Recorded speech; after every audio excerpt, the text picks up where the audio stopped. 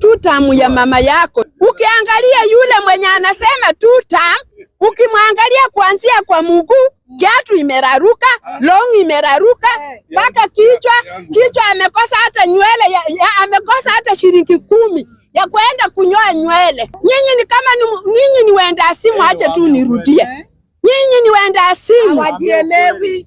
Kwa kusema ukweli, ukiangalia mwenye anasema 2 term, hata unachoka na yeye kabisa. Wananchi wa Kenya, tuchenuke. Tuache ujinga ya kusema 2 term. Sasa si Ruto akubadilisha basi.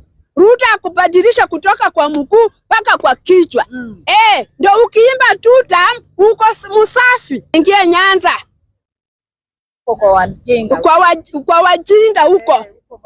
Sio, tulikuwa tunafikiria hii Nyanza ni watu werefu kwa hii nchi yetu ya Kenya, kumbe ni watu hawa ndio the first wajinga